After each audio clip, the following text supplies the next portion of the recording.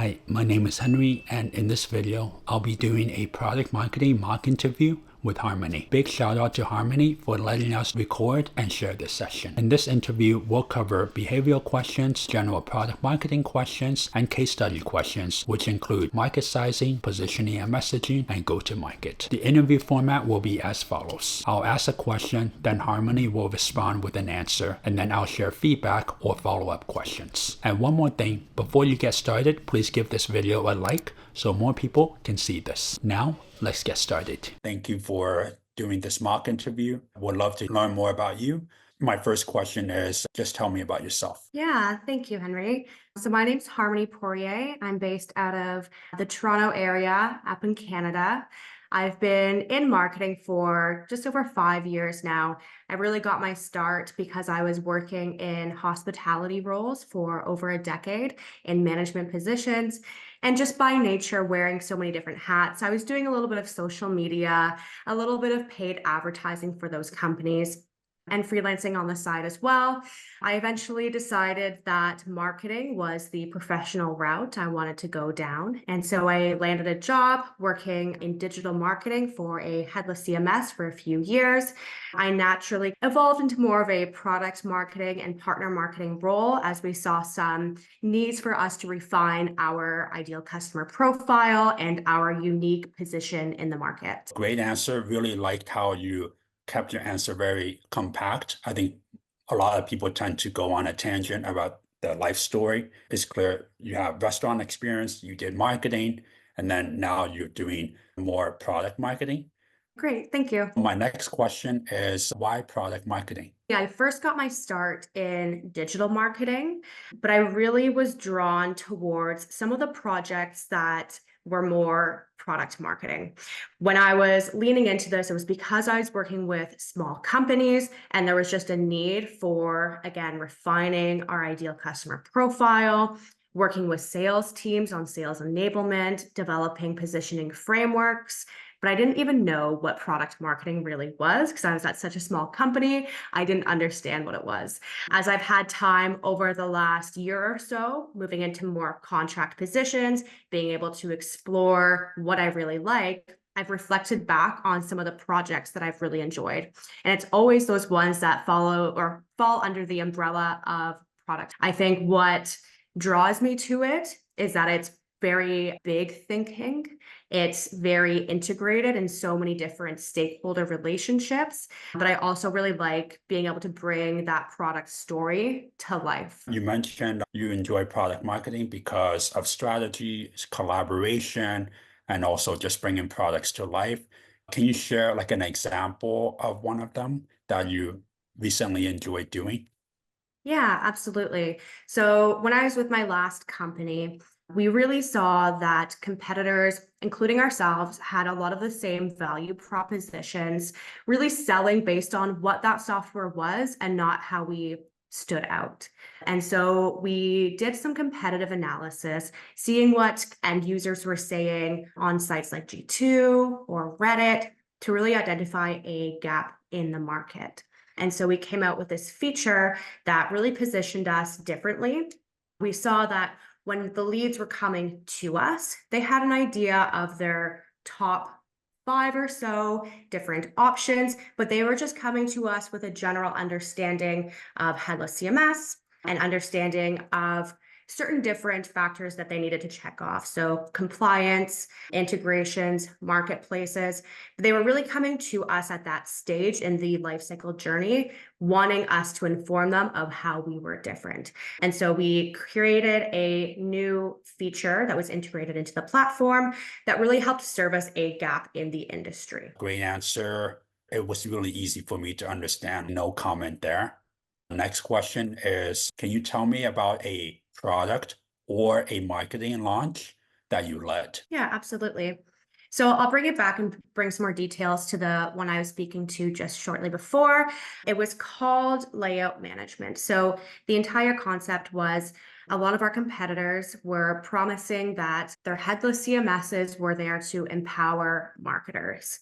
But we were noticing that throughout the industry, a lot of marketers were having a hard time organizing and locating their content. The technology stack is decoupled, meaning that the front end is detached from the back end. And so there's no content hierarchy or organization. The best way to describe it is a website wherein you have a parent page and a child page. And you want to be able to locate where that child page is as it relates to the parent page. In other headless CMSs, it was very difficult to find that content. And so even though the promise and the unique positioning was to empower marketers, they couldn't actually access that content at scale. And so they ended up having to rely on developers quite frequently. So the feature offering that we were leading was layout management, which helped to keep that organized in a sitemap or a hierarchy. And so a lot of what we saw success with was bringing that into our sales strategy and sales enablement. So again, a lot of leads were coming to us wanting to understand how we were different.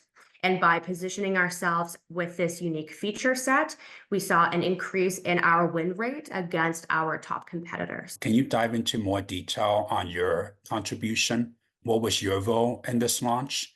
Yeah, absolutely. So a lot of it was competitive intelligence. So understanding the gap in the market that was being felt and doing a lot of sales enablement training, making sure that they understood how we refer to it. For example, some indirect competitors in the traditional CMS space use certain verbiage. I use the example of pages, but if you say page management, then a lot of end users end up thinking that it is a traditional CMS. And so they disqualify you by default, thinking that you're not really servicing their needs. So a lot of the sales enablement was how to speak about us, what we're actually solving, and then it was on the marketing side as well. So doing a lot of content marketing, making sure that we were selling it into our current users to make sure that they understood the value of the product they were already using. We were communicating it to a lot of partners as well. A lot of implementation partners was part of my process, making sure that when they were selling our product to their users, they knew the unique selling proposition as well. Got it. When you talked about sales enablement, what were the deliverables for that? Yeah, absolutely. So obviously I was doing a lot of one-on-one training with them, but then was a lot of one-pagers, giving an overview for my sales team of how we stand out in the market for them to understand a little bit better. I also led a couple of case studies. They weren't public, but we were sharing them via email with our current user base and some of the deals that sales had in their pipeline as well. Got it. And then what were the results of this launch? Yeah, it was primarily, again, used for the leads that are already in our database. So it was helping us move deals a little bit faster, and it was increasing our win rates against our top competitor because we were able to communicate how we were different and the way that we could service our end user a little bit better. Do you have a number on what that win rate increase looks like? I don't have an exact number, no. I think you did a good job of giving the context really on the launch that you're leading, what the problem was, what the feature did, and how it was different. The only feedback that would make the answer even better would be to talk more about what was your role in this launch. Maybe for the next time you do it, you start with the context, and then from there, you can jump into your role. You can break that into what was your strategy, overall approach to this launch? What were the deliverables that you created? And then you end with what were the big results that came out of this launch. Maybe you don't have the exact number, but what you could do is you can also ballpark the number based on what you've seen in the past. Can you tell me about a time when you had to navigate challenging stakeholders? Absolutely, yeah. So when I was going through the process of refining the ICP for a company I was working with, we had myself, a director of marketing, a CMO, and a CEO working on this project. We came to a point where we were narrowing down our top 3 to 5 industries that we wanted to essentially train sales on and allocate marketing spend towards. We got into a conflict over whether we were going to go into e-commerce or not. So half of the team was of the sentiment that a lot of our competitors were in the e-commerce space. There was a very large market size for it, and there was a lot of potential there. The other half felt that it was oversaturated with our competitors and that it would be very difficult for us to get market penetration there because of it. I was of the opinion that both sides were valid, but that we needed to understand how e-commerce users were using this technology in order for us to assess if it was the right use case for us to go after. So what I did was I went to our competitors' websites to understand through their case studies how e-commerce users were leveraging this technology.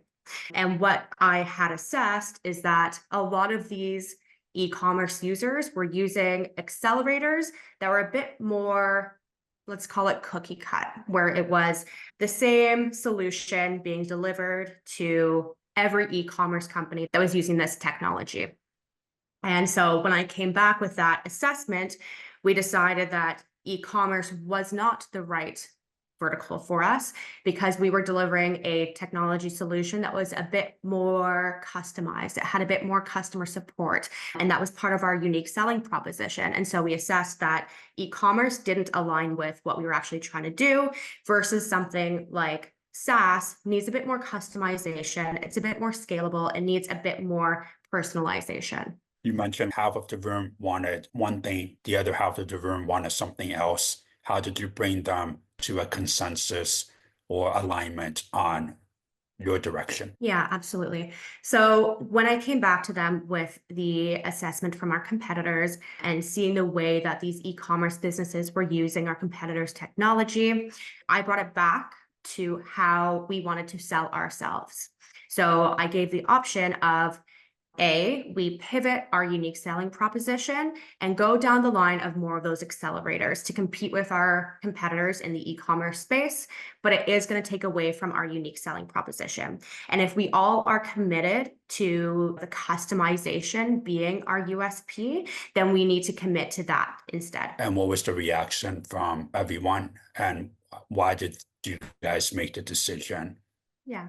So with my suggestion that we needed to narrow down our target audiences, my suggestion that we either need to commit to that unique selling proposition or abandon it and pivot, we came to the conclusion that we wanted to stand out in the market for being a bit more of a customized boutique offering. And by realigning on what our goals were as a company, we were able to come to a conclusion that going down that e-commerce route wasn't the right audience for us. Were there any conflict between the stakeholders when you brought those up?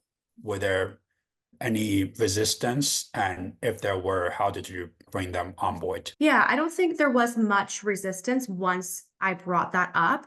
I think once I repositioned it as we need commitment for our unique selling proposition, and if we go through this route, we will have to change as a company what we stand for. It was pretty clear that stakeholders were on board with that positioning. The answer overall is good, really good context, very clear what you did. Maybe one thing that interviewers could be looking for, if you were to be asked this question in the future, they're looking for, okay, where the conflict is maybe one stakeholder just has strong resistance, or maybe they're very stubborn, or they want to stick to one idea. I think they want us to know, how did you influence them to change their position? So in your case, they saw the marketing competitor research, they saw your suggestions, and it was clear for them to pick A or B. That's great. But let's say maybe there's one stakeholder that still has some resistance. If you can go into more detail on, hey, how did you influence that person to get on board? I think that would be even better. Next, we'd love to dive into a market sizing question. This is not meant to evaluate if you got the right answer or not, It's more about how you approach the process of getting to that answer. My question to you is, how big is the VR market in the US? In other words, how many potential users of VR are there in the US? And we can start with the US population, which is 320 million. Use that as your starting point. Okay, so if I was to reverse engineer based on there being 320 million people in the United States, I would say that for a relatively new set of technology, maybe market penetration is around, let's say, 2.5%. We're considering the fact that it's a new technology. We need early tech adopters, so it's not going to have a super high market penetration. So if it's 2.5%, let's say 1 point something million. I think what you're doing is you're starting with a big number and you're trying to say market penetration, and then you're trying to get to that number as quickly as possible instead of trying to make that giant leap, because 320 million is a lot of people, right? Yeah. How about try to segment the 120 million people into age segments? So perhaps you can be like between the ages of 0 and 10 and 20, 20 and 30. And then based on the age segments, you can think about for each age segment, what percentage of people you think would be open to using VR. Obviously, the older you are, people in their 50s probably not going to embrace new technology like someone in their 20s. So instead, if we're to break down that 320 million and we consider that perhaps younger demographics, let's say Gen Z would be the primary user, perhaps Gen Alpha is too young to be using VR and their parents are safeguarding them from that technology. Millennials are also early tech adopters. Gen X would be using it as well. And then anywhere past the boomer generation tends to be a slower tech adopter with new technologies. So we'll segment it for Gen Z through to Gen X. So assuming that's the entire potential market, let's say maybe that's a third of the 320 million, just to estimate. So maybe the entire market size is somewhere in the 100 million point. Okay, so let's work with that. 100 million is your population of people that you could potentially target. How many of them do you think would actually buy, consider your friends or Gen Zers that you know, use that as a framework of thinking? Okay. Yeah. If we're considering the way that these different generations use technology, let's consider the fact that Gen Zs tend to be more engaged online. So of those generations, I would narrow it down to Gen Z having the highest use case. What age would you categorize Gen Zers? They're like Yeah, 18 to 26. okay, 18 to 26. And then you mentioned what's above Gen Z, Gen X? Millennials. Okay, so 26 to what? It's about maybe the 27 to 35 range. Okay, so let's say 27 to 35 and then 18 to 26. I think you mentioned Gen X. I would consider Gen X as well, but I would consider a smaller use case because I think they could potentially use it in a professional capacity. But I don't think that akin to Gen Zs, who are very big social media users, that Gen X would have the same adoption rates. Got it. Okay, so let's just keep to Gen Z and millennials. So Okay. 26 minus 8, that is 8 year. And then 35 minus 27 is also 8 years. Yeah. Okay. And then let's take your big number, which is 320 million. Assume that people live to 80 years old, right? And then that means you get 4 million people per age group. Okay. And then now we can have more specific numbers to work with. You have 4 million people per age group. So if you take that number times 8, you get 32 million Gen Z and 32 million millennials. So you have in total 64 million Gen Z and millennials. Okay. And then let's say again, we're trying to get as specific as possible. We can't assume that everyone who is a Gen Zer or a millennial is going to use VR. But obviously, a higher percentage of Gen Zers will be more willing to try it out than millennials. So what would your ballpark number be for Gen Z and millennials? Yeah, so I think for Gen Z, I would estimate that they'll be using it in a capacity that's more for social media. And because of their involvement with that, maybe we say that a half the Gen Z population would be willing to try VR. Mhm. I would say that for millennials, I see it as more of a blend between social and professional use cases. So because of that, I would say maybe a quarter of millennials would be willing to try it. Okay. You want to do the math there and see what you get. So half of 32 million and a quarter of 32 million. So if we did half of the Gen Z population that would be willing to try it, we would have 16 million. And if we did a quarter of millennials that were willing to try VR, I would say we have 8 million. So the total would be 24 million people. Got it. Yeah. So whether or not this answer is correct, the more important thing is going to be about how you got to that answer. The way that you approached it made much more sense than your initial approach, which is I'm taking 320, multiply it by 2.5%. That's a quick and easy, but not specific approach.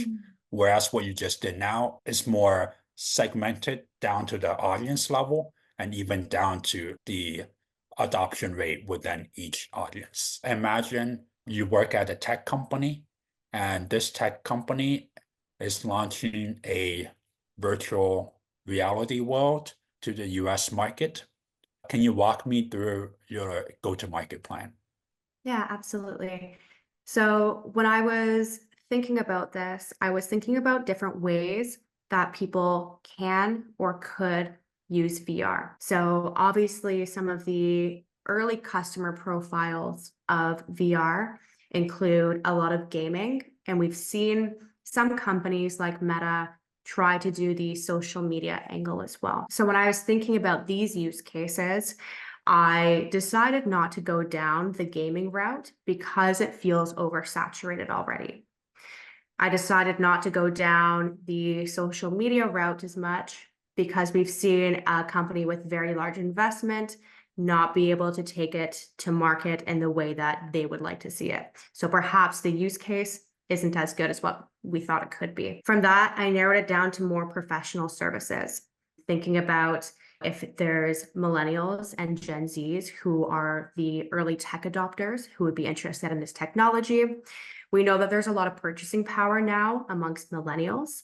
And so some use cases could be in education or in healthcare. I narrowed it down to healthcare because I think there's not a lot of competition in the healthcare space. What's missing, especially in the North American space, is using this VR technology to connect with patients. So some of the ideas I was thinking of for these use cases is connecting as a family doctor, doing follow-ups and check-ins, or as a specialist where maybe you can assess the needs of the patient with a simple visual. So if we were to think about the US market, there's 22 million healthcare professionals. If we're assuming that we will narrow it down to perhaps the millennial market, because in this example, I'm thinking about millennials as having the purchasing power for the business use case of VR. So 22 million, and we'll assume from before that a quarter of these people are willing to try VR. That would leave perhaps 5 million healthcare professionals as the addressable market. From there, for the go-to-market strategy, I would say that we start doing early customer testing with some of these hypothesis use cases and seeing how healthcare professionals actually use this VR, identifying any pain points in being able to deliver patient care and using those early stories to build case studies.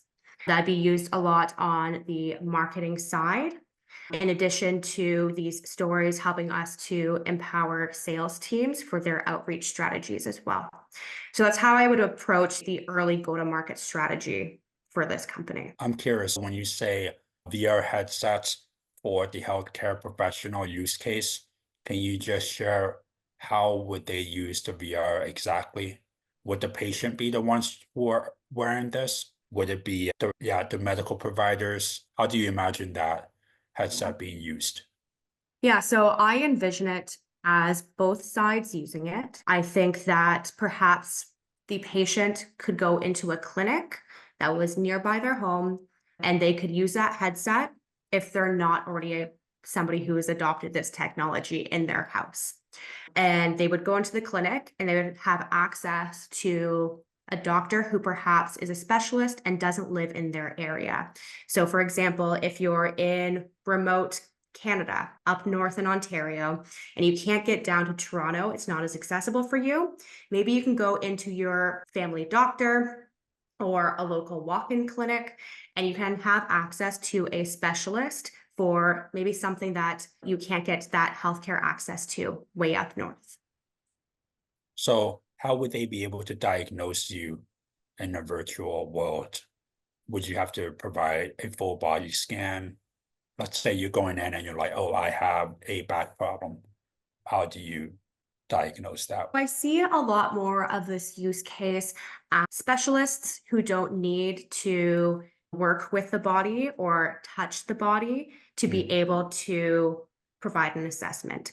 So I think with this go-to-market strategy, what I'm thinking about is a fraction of the market to see how we can use it at scale. So this will be, I hypothesize, easier for us to test because we don't need patients who maybe need a more thorough assessment. What I foresee is more of that referral use case. So you go to a family doctor or there's a specialist and they can assess something visually on your body. Or they can listen to your symptoms. You go in, you have a cold. Usually, your doctor just listens to you and is able to provide a solution just from that conversation. But instead of having to go on a long wait list or having to go and drive somewhere much further, if you're rural, then you have access to that specialist instead. How is this different or better than telemedicine, which is you jump on a video call? I think it provides a more personalized service. I think being able to have a conversation face to face helps to make the patient more comfortable and feel like their needs are being assessed properly. So the feedback with this answer is I like your unique approach because most people would have just said, I'm launching VR in gaming and social because that's the most tangible use case. I like your angle of let's go into a new vertical that hasn't been touched. My only concern is that from a business perspective, I don't know how big of a potential is there because it's such a new field, right? It's like new technology and you're trying to introduce it to a very stubborn field like medical. They don't like new stuff. So I think that is the challenge. I think if you were to introduce it, I think it'd be good if you can share like, hey, what are some challenges that you might face and how you plan to overcome those challenges, such as privacy, data security, those issues. The other piece of feedback is it sounded like you wanted to focus on the beta stage or Yeah. maybe the alpha stage. Make it more clear because to the interviewer, the question is so open-ended, right? It's like, walk me through your go-to-market plan. So I think if you just made it more clear, hey, I would like to focus on the beta or the pre-launch phase of the go-to-market plan. And this is what I'm thinking. Then as an entry, I can more easily follow, okay, Harmony, she wants to go into the medical field. These are the challenges that she might face, some possible solutions. And this is the part of the go-to-market plan that she's focused on, which is product market fit, or if there is even a problem to solve. It's much more clear than if you didn't tie that back to the different go-to-market phases. Okay, yeah, thank you. Thank you. Yeah, I think I was definitely in the headspace of how do we test whether my hypothesis is correct that healthcare could be a good vertical to go into. Yeah. And a different angle you can also take if you want to make it easier for yourself, because sometimes for a question like this, you might not be able to anticipate it. Maybe someone says, we want to introduce a new restaurant app. Walk me through the go-to-market plan. To make it easier for yourself, you could just stick with the general use cases. So for example, instead of healthcare, you stuck with gaming and social for VR. You could do the same thing for restaurant. You can be like, these are the main use cases. And then in terms of your go-to-market, you can talk about pre-launch, launch, and optimization. So pre-launch is what you do the beta, getting ready, getting testing. And then launch is when you talk about the different channels that you want to leverage. And then optimization, you just focus on this is where we test different messaging. This is where we cut channels that aren't working and focus on channels that are working. And that will make your job as the interviewee a lot easier too. Thank you.